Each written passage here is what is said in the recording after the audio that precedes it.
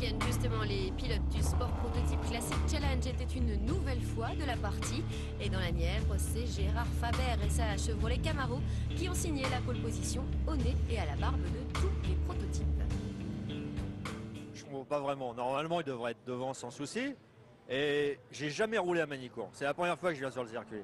Donc avec le mauvais temps, la voiture lourde, c'est étonnant. Mais bon, c'est qu'elle marche pas mal. Normalement, sur le sec, ils sont devant sans problème.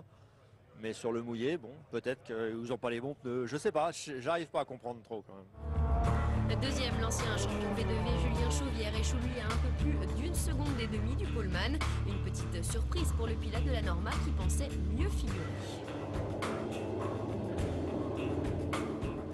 C'est vrai que j'étais un petit peu surpris de voir une GT devant moi. Je pensais plutôt avoir un proto ou même plusieurs protos devant moi, mais bon après c'est le sport, c'est comme ça. On va essayer de faire mieux à la course. Enfin, du côté de la catégorie GT2, Marcel Curval s'offre le meilleur chrono au volant de sa Plymouth Barracuda. Malgré la puissance de son américaine, il a su tirer son épingle du jeu sur une piste détrempée. L'avantage que j'ai, c'est que bon, j'ai un bon compromis. J'ai pas un moteur hyper puissant. Bon, j'ai 380 chevaux. Il y en a qui en ont 700, donc c'est sûr que le fait d'avoir moins de puissance fait que l'auto est plus homogène, surtout sur le mouillé, quoi. Et bon, elle se comporte bien, elle est saine et on arrive à bien la récupérer, quoi. Et, là, ça s'est bien passé, quoi. Et sans plus attendre, place justement à la première course du week-end pour les concurrents du SPCC. Avec sa Camaro, Faber s'élancera donc devant 4 protos, ceux de Julien Chauvière, Daniel Rolla, Marc Louaille et Bruce Cassotti.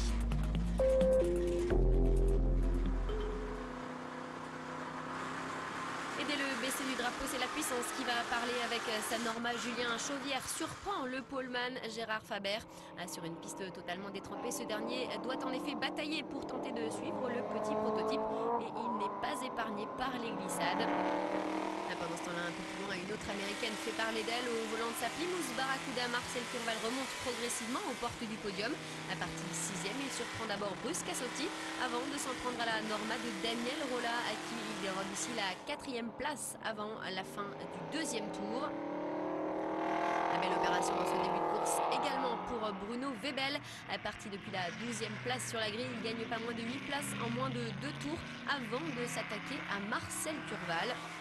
Et avec sa Lotus Elise Noire, il va finir par le déborder avant d'entamer le 3e tour. Voilà des belles 3e. Pendant ce temps-là, juste devant, Chauvière et Faber se disputent toujours le leadership. Le pilote de la Camaro va d'ailleurs tenter une attaque à Adélaïde dans le 6e tour. Mais il se rate au freinage et doit finalement se résigner. Mais pour le leader, la chance va tourner quelques minutes plus tard. Victime de problèmes électriques, Julien Chauvière ne peut conserver son rang et devra finalement abandonner quelques mètres plus loin.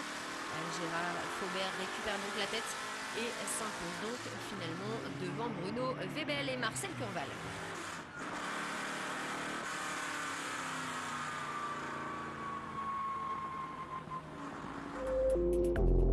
Le lendemain, c'est sur une piste toujours aussi humide, mais désormais sous le soleil que les 25 autos du Sport Prototype Classic Challenge s'apprêtent à s'élancer. Toutes les voitures sont désormais chaussées de pneus slick. Et comme la veille, c'est Julien Chauvière qui va prendre le meilleur envol. Le pilote de la Norma numéro 21 vire en tête devant Anthony Georget, Bruno Cassotti et le poleman Gérard Faber. Mais dès le premier tour, Georget à la poursuite de Chauvière va partir à la faute à Adélaïde et perdre ainsi tout le bénéfice de son bel envol. Mais le pilote de la Merlin numéro 44 ne lâche rien et depuis la 14e place, il va opérer une superbe remontée entre dépassement et circonstances de course profitables. Il va gagner 9 places en à peine une boucle, puis revenir au contact de la Lucchini de Maurizio Giovannini qu'il déborde dans le 2e tour.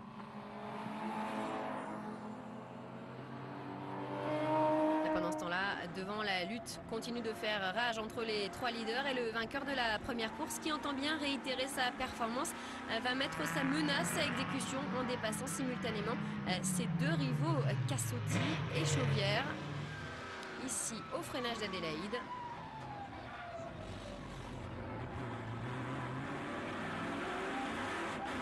Gérard Faber récupère ainsi la tête alors que Julien Chauvière est lui à nouveau victime de problèmes électriques. Comme la veille, le pilote de la Norma doit renoncer à 8 tours de l'arrivée. Il y a quelques boucles du drapeau à damier. Nouveau coup de théâtre en tête. Gérard Faber, solide leader depuis 6 boucles, va partir à la faute et céder ainsi les commandes de la course à son rival Bruce Cassotti.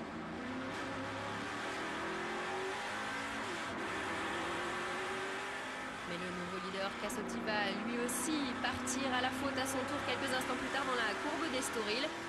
Gérard Faber récupère donc les rênes de la course devant Anthony Georget et Maurizio Giovannini. Et c'est dans cet ordre très exactement qu'il passe la ligne d'arrivée quelques instants plus tard. C'est un week-end qui est vachement sympa, hein. Venir ici, avoir jamais roulé, gagner les 2 courses, la pole, tout va bien, je reviens quand on veut là. Et comme l'a dit Gérard Faber, ce rendez-vous hivernais était bel et bien placé sous le signe du plaisir et de la convivialité. Pour preuve, ce sympathique concert improvisé le samedi soir dans le paddock pour la plus grande